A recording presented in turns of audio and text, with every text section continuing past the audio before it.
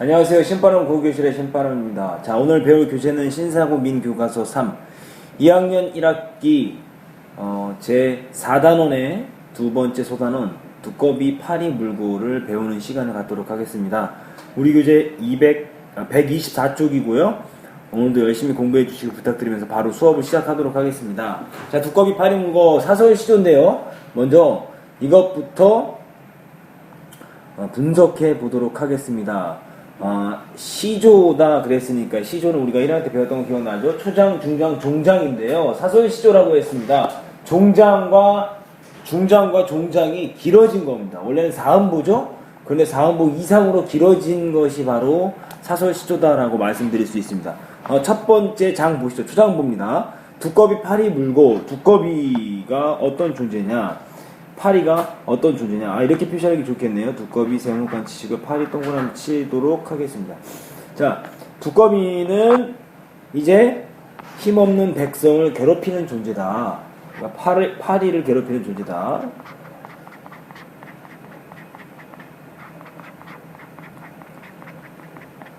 괴롭히는 존재. 파리는 뭐를 의미하냐? 힘없는 존재를 의미한다라는 거죠.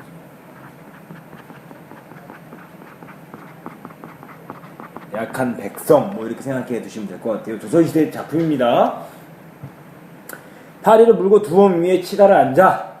두엄 위라는 건 이제 자기가 이제 백성들을 괴롭혀서 만들어낸 어떤 재물 위겠죠. 재물. 건너산 바라보니 백송골. 백송골은 뭡니까? 이제 말하자면 뭐 독수리, 솔개 뭐 이런 것들 말하는 거죠. 이 백송골은 두꺼비를 잡아먹죠. 그러니까 두꺼비가 두려워하는 존재죠.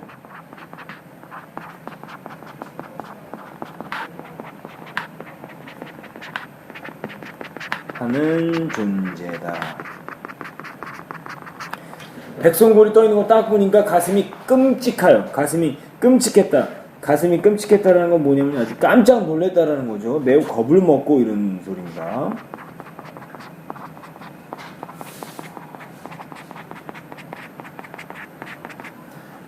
훌떡 뛰어내렸다가 두엄 안에 자빠졌구나. 자빠졌다라는 건 아주 넘어진 걸 우스꽝스럽게 표현한 거죠.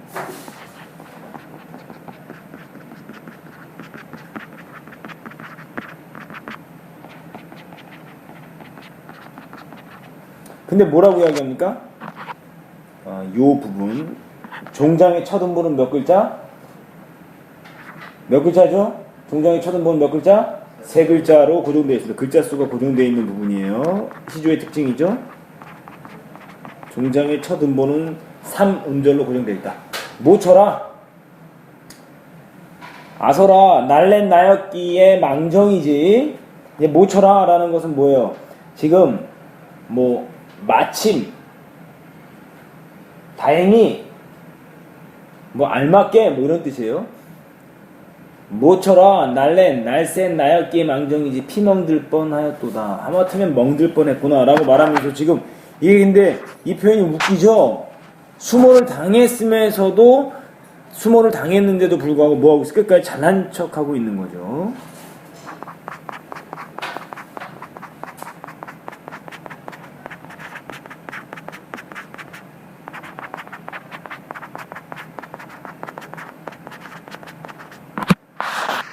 반대의 풀이는 한번 쭉 읽어보시면 될 것 같고요. 이제 이거 볼까요? 시에 등장하는 동물의 상징성 이거 중요합니다. 5마이너트로 정리해 주셔야 되는데요.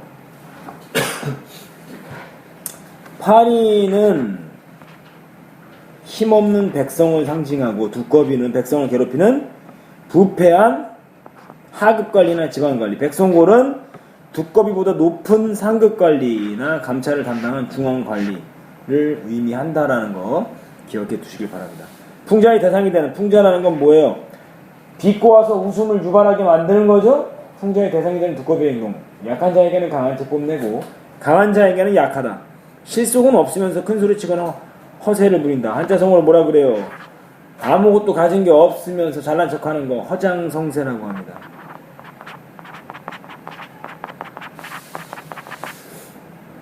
화장성세 좀 잘 기억해 두시고요. 자, 이제 그럼 다음 페이지로 넘어가 보도록 하겠습니다. 125쪽 넘어가시죠. 자, 이제 감상문입니다. 시에 비친 나의 모습, 두꺼비 파리 물고에 대한 감상문. 이 작품 마치 하나의 단편 영화를 보는 것 같이 느껴진다. 주인공인 두꺼비는 파리를 잡는 데 성공하여 자랑스럽게 두엄 위에 앉아있다.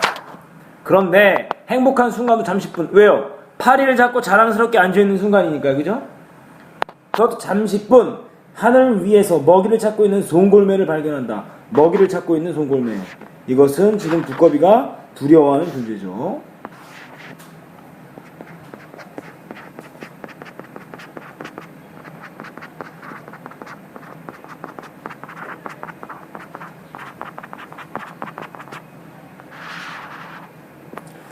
목숨이 위태롭다는 것을 느낀 두꺼비는 재빠르게 몸을 피하려고 하다가 두엄 아래로 자빠진다.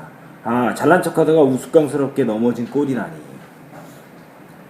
왜요? 두엄 아래에 자빠졌으니까요. 두꺼비는 얼마나 창피할까. 그러나 두꺼비는 이렇게 말한다. 나의 미첩한 동작 때문에 멍들지 않았구나. 지금 뭐예요? 자기 합리화시키고 있는 거죠?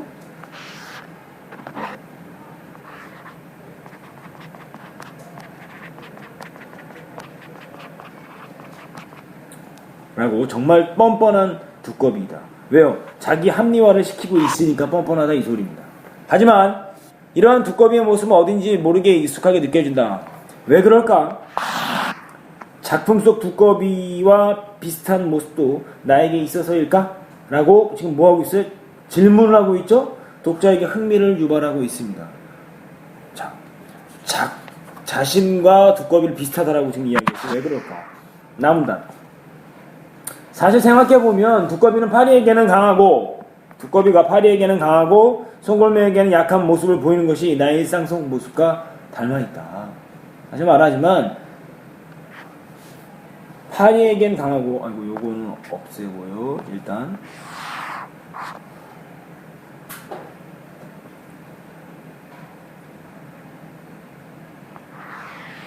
이 부분 지금 이게 이 부분은 기억 그리고 약한 모습 니은 기억 니은으로 묶은 부분부터 이야기하도록 하겠습니다. 지금 약한 자에게는 강하고 강한 자에게는 약한 모습이다라고 그랬죠. 그러니까 이 기억 니은으로 묶은 부분은 떳떳하지 못한 모습이죠. 못한 모습. 밑줄친 부분이 의미하는 건 뭡니까? 지금 나의 삶과 관련지어서 해석하고 있죠? 자신의 삶과 관련지어서 해석하고 있다라는 거예요.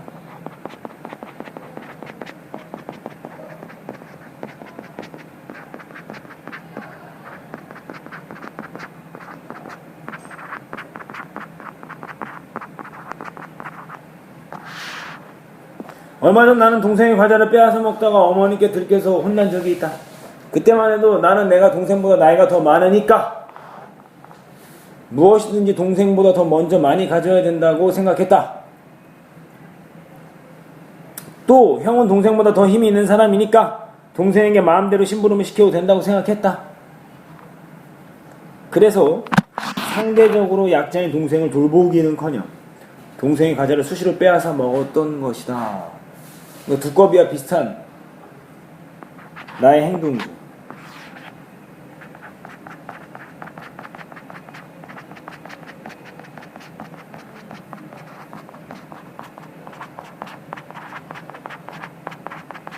약자에게는 강하게 1번입니다. 그렇지만 어머니께 들키면 혼난다는 것은 아니까 그럴 때마다 주위를 살피곤 했다. 이 작품에서 나온 두꺼비의 모습과 다를 게 무엇인가? 나는 새삼 이 작품 속 파리를 보면 내 동생이 불쌍하게 느껴졌다. 그리고 나는 약자에게 강하고 강자에게 약간 비겁한 두꺼비 같고 어머니는 두꺼비가 무서워하는 송골매 같다는 생각이 들었다. 나와 비슷한 점. 두꺼비 파리 물고 두꺼비는 파리에게 약하고 백송골에게는 약한 모습이다. 파리에게는 강하고 백송골에게는 약한 모습이다. 두꺼비 파리 물고의 감상문. 나는 동생에게는 강하고 어머니에게는 약한 모습을 보인다. 이것이 바로 약자에게는 강하고 자신보다 강한 상대에게는 꼼짝 못하는 비굴한 모습이 모두 비슷하다.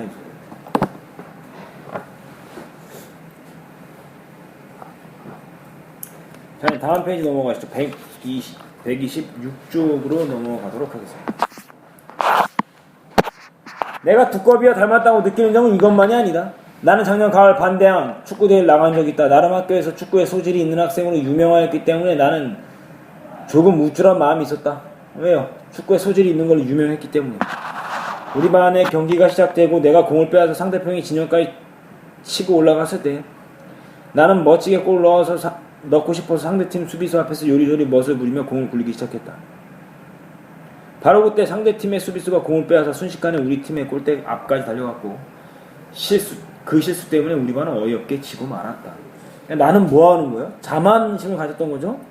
나는 보다 멋지게 골을 넣고 싶어서 요령을 잘난 척을 막 하다가 뺏겨서 실수 때문에 어이없게 지고 말았다라는 거죠. 지금 그것을 나는 지금 이야기를 하고 있습니다. 하지만 나는 원성을 쏟아내는 반 아이들에게 당당히 큰 소리를 치며 내가 아니었으면 더 큰 점수차로 졌을 거라고 합리화했다. 이게 뭐예요? 두꺼비와 비슷한 모습 2번입니다. 두꺼비와 비슷한 행동을 한 나의 모습 2번.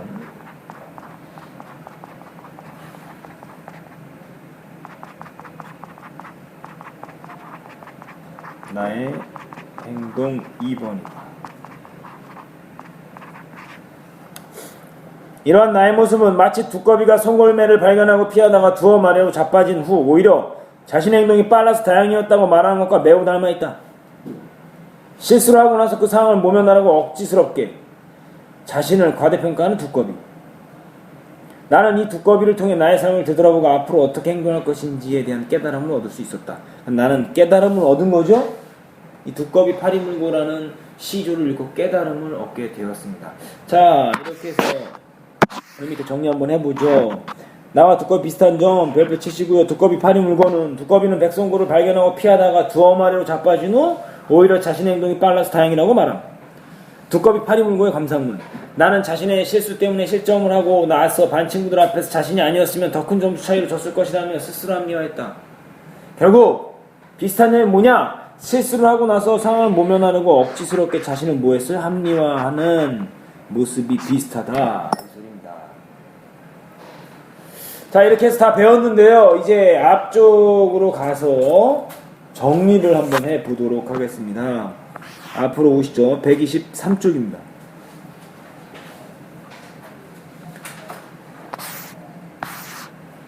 자, 두꺼비 파리 물고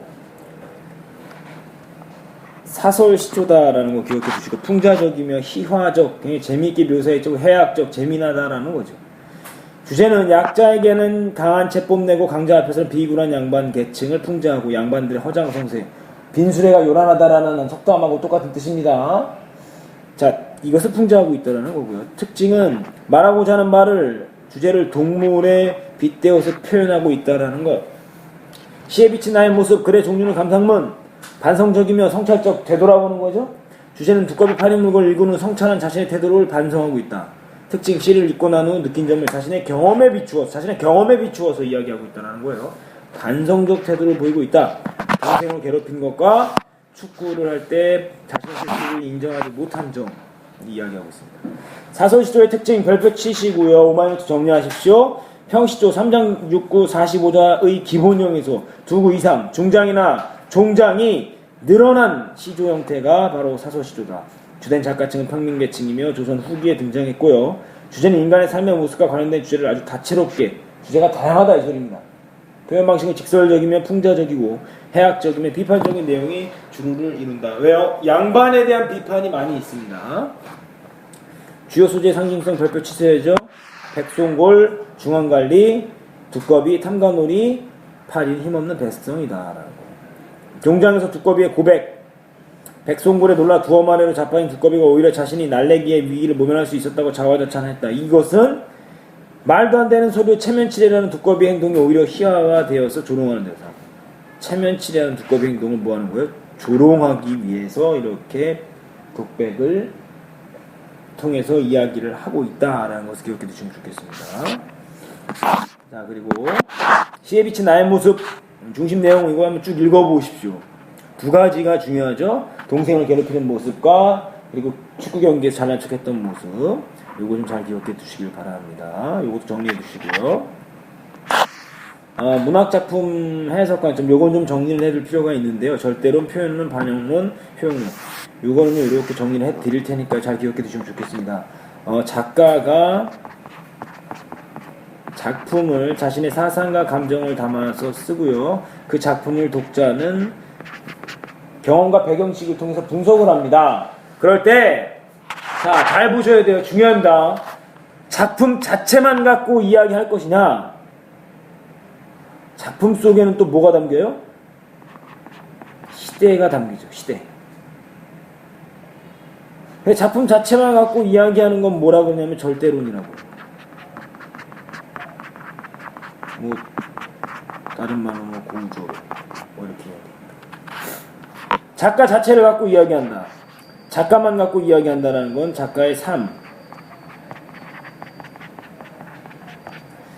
그리고 작가의 사상에 어떠한 영향을 줬느냐를 중심으로 작품을 감상하는 게 이제 작가론 또는 표현론 이렇게 이야기합니다. 이거 작가론이라고도 해요.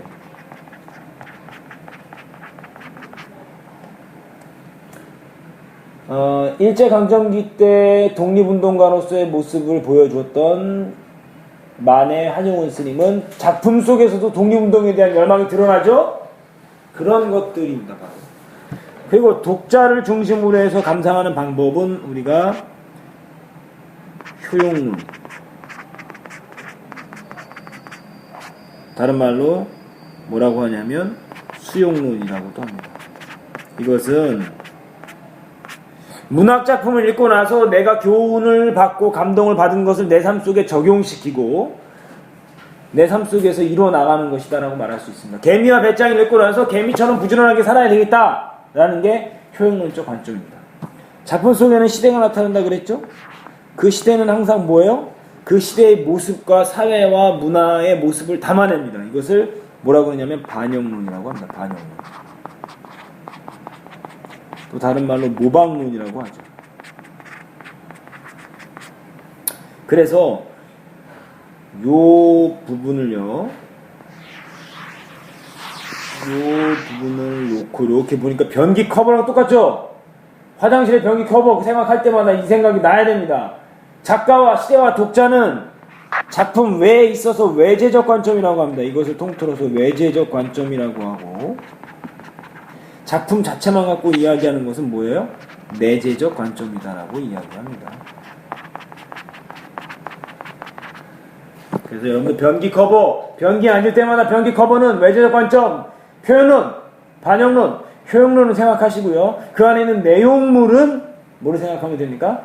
내재적 관점이며 절대론적 관점이다 라는 것을 기억해 두시길 바랍니다. 그래서 여기에 나와 있는 게 바로 요겁니다. 요거 보시면 절대론적 관점, 작품 자체의 표현, 작품 자체의 어조, 정서 등 작품 자체만 갖고 이야기하는 겁니다.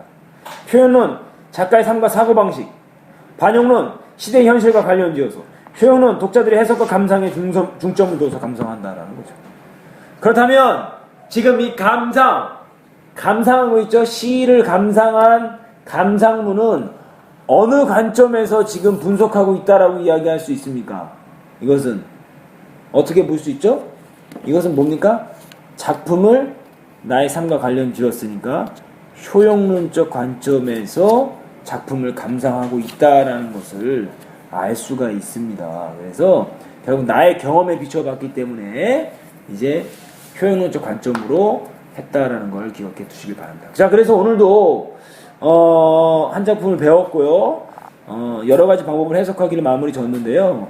오늘 배운 부분 꼭 복습하시고 다시 한번 읽어보시고 오마이노트로 정리하신 후에 관련 문제 풀어보시길 바랍니다. 오늘도 열심히 공부해 주셔서 감사하고요. 그럼 다음 시간에 다시 만나요. 소년이여 야망을 가져라.